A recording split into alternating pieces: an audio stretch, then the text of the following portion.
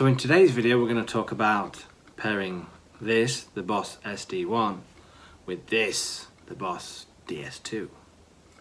So why are we doing this? I've seen some videos and I've read some threads in places where people say that the SD1 does not go very well with the DS2, and as we all know, the DS2 is a bit of a diva when it comes to working and being a pedal. But first of all, before we look at do they or don't they work together, you need to think about what does it mean work together. So if in your head you have a specific sound you want to achieve, and when you put these two pedals together it doesn't achieve that, then you're going to say it doesn't work. But if you put them together in such a way you discover a sound and you like that sound, you might say that works. So it's your perception. For me, my definition of this not working would be you use the SD1 and it's a nice light overdrive. You turn on the DS2 and you lose the DS2-ness, if I can call it that. So, for example, we know this to be a crazy pedal where it's got that mid-range kick to it. It's got its own sound. And if you turn this on with this and you lose that DS2 sound, then for me it doesn't work. I'm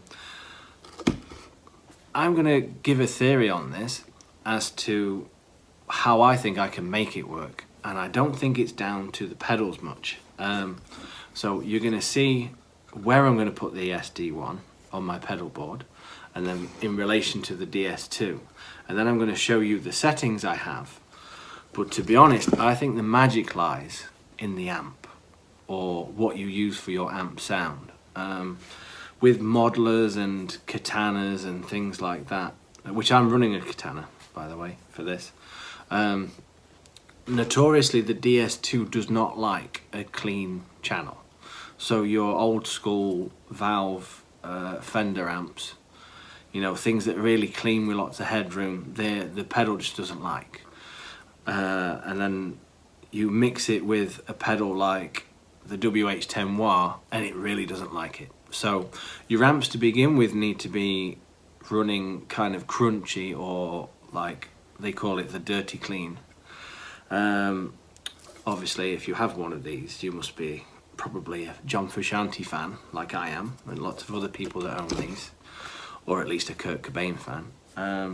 So that's very important. If you want to get that DS2 like sustained violin sound, you need a dirty-ish amp setting.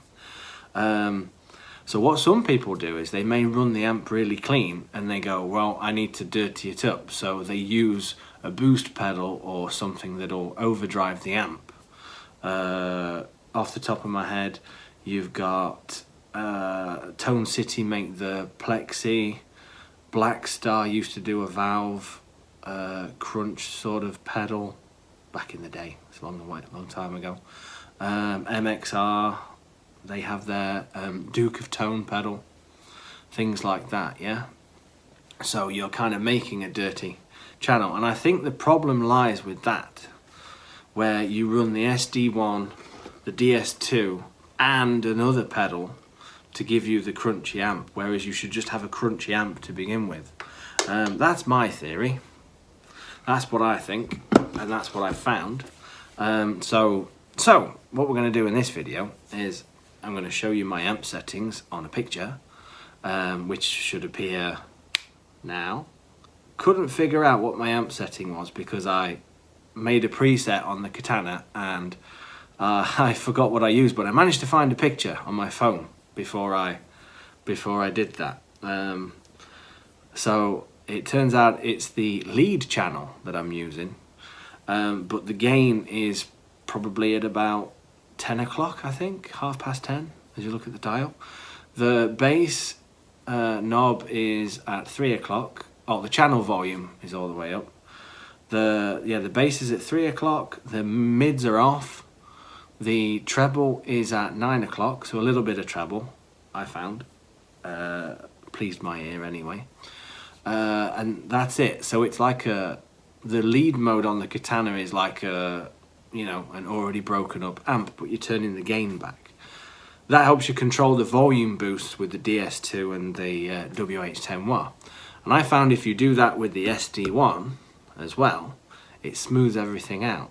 So anyway, let's go to my pedal board. I'll show you where it goes on my pedals, and then we'll do sound examples. So see you at my pedal board. So here's my pedal board, and as you can see, we're going to start going through a chromatic tuner.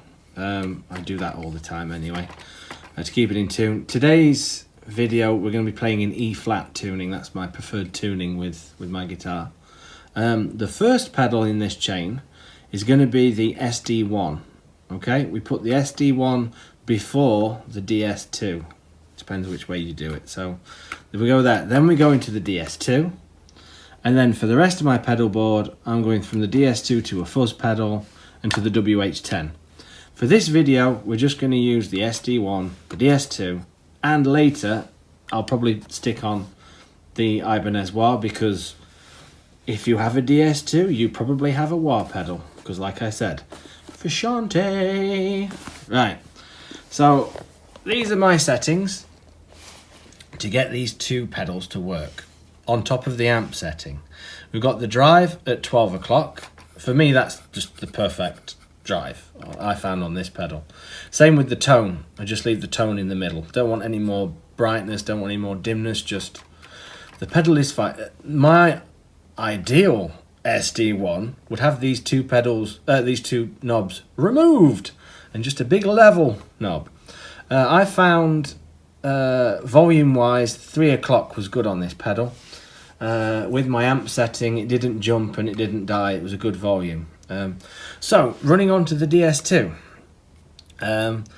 if I just played the DS2 on its own with no SD1 and I don't stack it with anything, I would have everything flat out, because this pedal on its own flat out is gorgeous. Okay, but I found when you stack it with an overdrive or a fuzz, you have to turn things down a little bit for it to play together. So the tone I've got at 3 o'clock and the distortion I have at 3. Like I said, when you stack things, you're best off turning the gain down a little bit on each pedal. On its own, flat out. Stacked, turn it down to about 3 o'clock and it still retains that violin DS2-ness we know about. Same with the tone. This was trial and error. This was flat out, and then turn it down. I'd turn it down. I'd stack it with the fuzz, and I'd turn it down until you still had that nice DS2 sound. Okay, too much and it goes flat is what I found anyway. And then we're not going to press this, so don't worry. The WH10, I don't have it flat out on the switch on the side. It's normally, as you can see, if you're looking at it from this side, it would be 3 o'clock-ish. So about 7 out of 10, if you're going to rate it out of 10. I don't know. There's no scale on the side of the wah, so I just have it there. I don't know why. I think I played with it and I found having this flush with the chassis was a good sound, so it's easy for me to remember. Yeah, anyway, that'll do. And like I said, in terms of the amp, we're running in from all of this into a Boss Katana Mark II 50 watt, and it's going to be DI'd out into Logic Pro. And the amp settings I showed before, but if I remember to edit this, I will show you the amp settings again now. So there we go. Right, and the guitar I'm playing is my #1 guitar. My 50s style classic series, made in Mexico Stratocaster with Seymour Duncan SSL1s and an SSL5 and a lovely Callahan bridge. So there we go. Let's go through some sounds of these pedals without any backing tracks first. Welcome back everyone. Here's my guitar, headphones on, because it's DI. When you DI out of the Katana, it cuts the speaker. So, but anyway, I like the DI sound, and it's good enough for this demonstration. So here is the sound of my Katana with the dirty clean sound. Yeah? If you roll back the volume, it cleans up a little bit more. So here's it rolled back a bit. Obviously, the way you attack it as well will determine how clean the signal is. This is what I like for my kind of music, okay?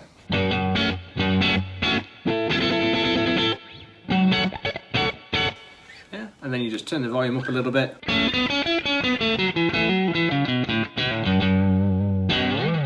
So, there we go. So what we're going to do is we're going to add the SD1 with the settings that I told you. Basically, 12 o'clock apart from the volume, right? So, here's without the SD1. Here's with the SD1.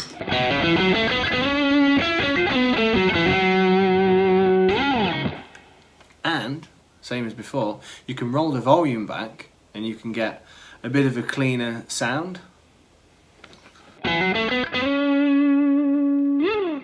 Yeah?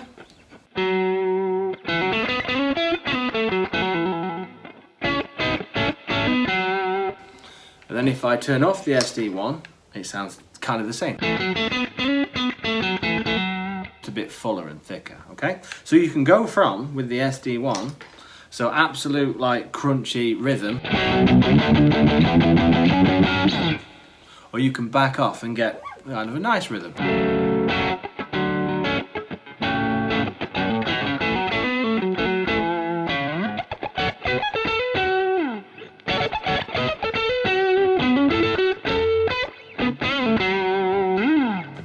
Right, so here's where the magic happens. So this is when now you can crack on the DS2 and it should still not lose volume and you should have that violin-y sort of sound. So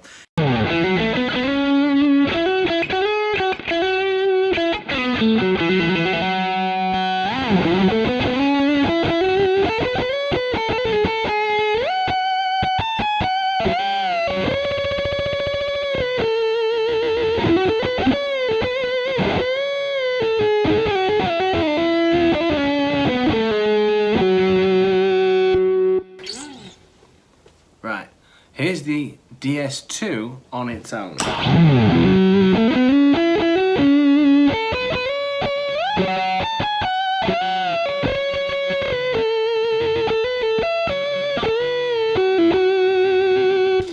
And here's with the SD1 and the DS2.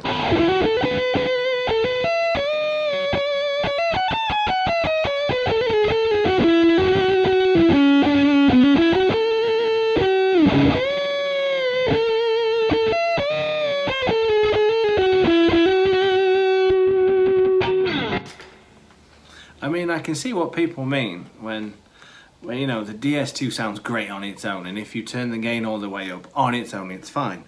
But if you want something a little bit with more creaminess, not as harsh, mixing it with the SD1 kind of works, yeah? You still get that violin sound. So, once again, DS2.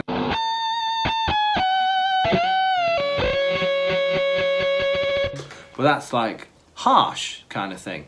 Once I add the SD1, it kind of smooths out a little bit. So here we go between the DS2 and SD1.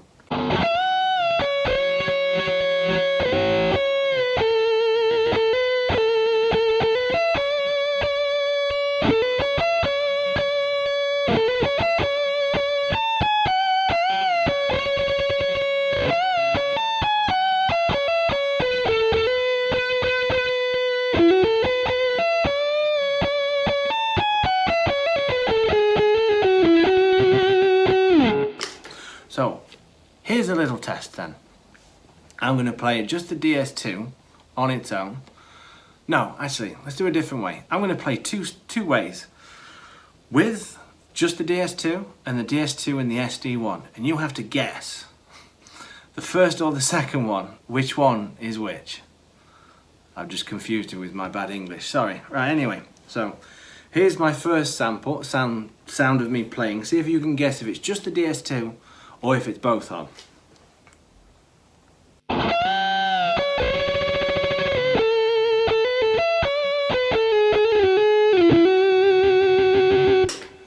was number 1. Now let's try number 2.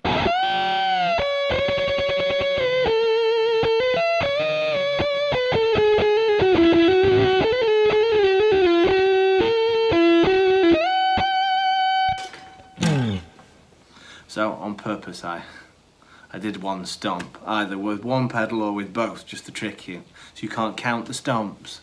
Right, anyway, so I'll give you a bit of time to guess. So the first sound clip was just the DS2, so bravo if you got that correct. And the second one was both of them together. I mean, sounds great to me. But like I said in the very beginning of the video, it depends. If you have a sound in your head and this doesn't fulfill that, then it's not going to work, is it? The same as any pedal. Right, let's quickly just see what happens with the wah pedal, okay? So here's without any overdrive.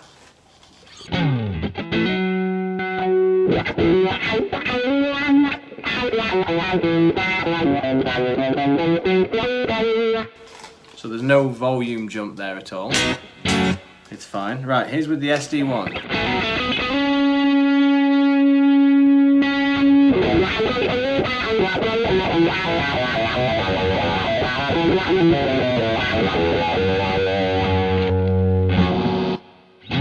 Oh, got the DS2 by accident there. Right, no volume jump again. So now let's try the SD1 and DS2 and then the wah pedal.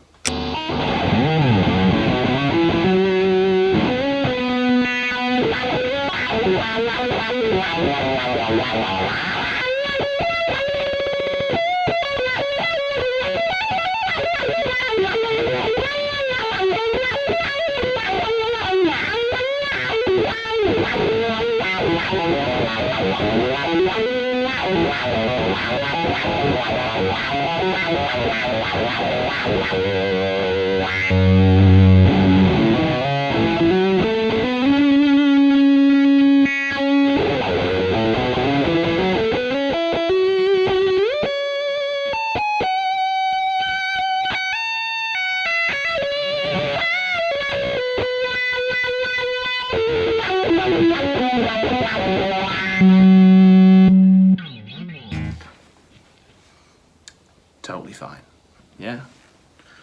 It didn't lose any volume. When I rocked back on the wah, you still had the low frequencies, the high frequencies. I'm not saying it's better than just a DS2 on its own. I mean, to be honest, a DS2 on its own is great. Let's just turn up the gain all the way. So I'm just going to put the DS2 gain all the way.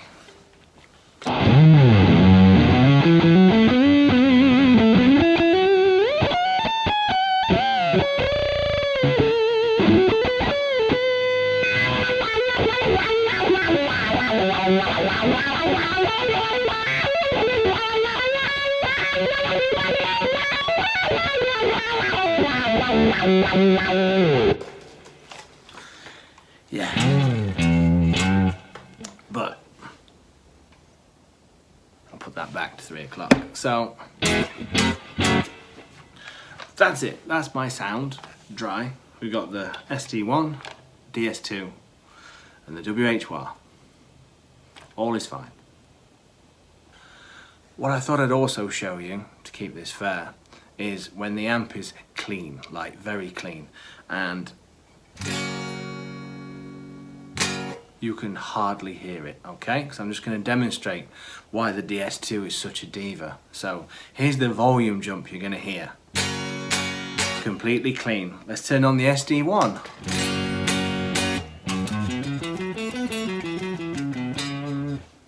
You can hardly hear it, yeah? Right, I'm not going to touch a single thing on the amp. Now here's the DS2.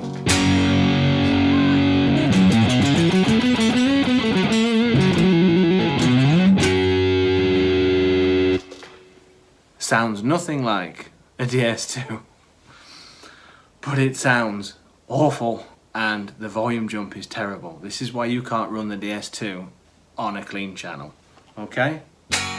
Once again, clean,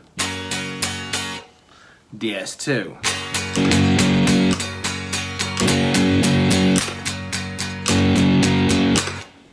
Awful. And what happens if we put the SD1 and the DS2 on with a clean channel? So.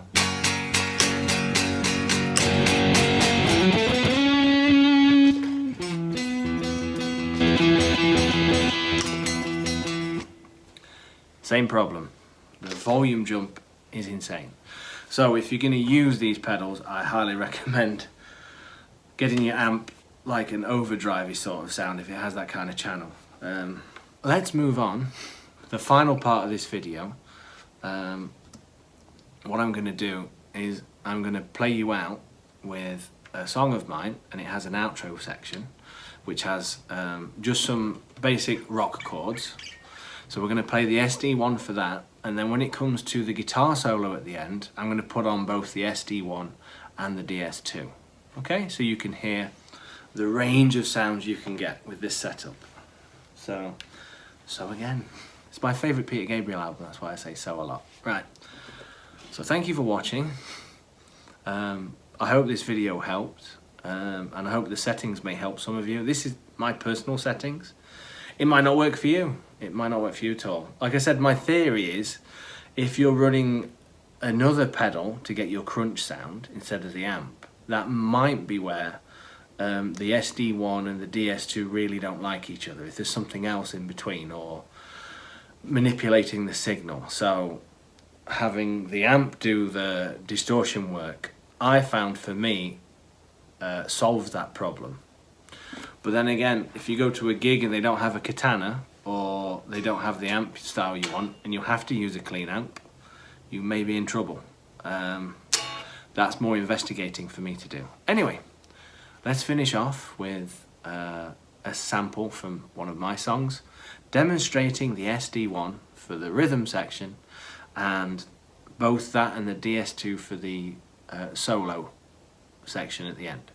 Thank you for watching, and as always, goodbye, comment, like, subscribe, and all the other things the YouTubers ask you to do.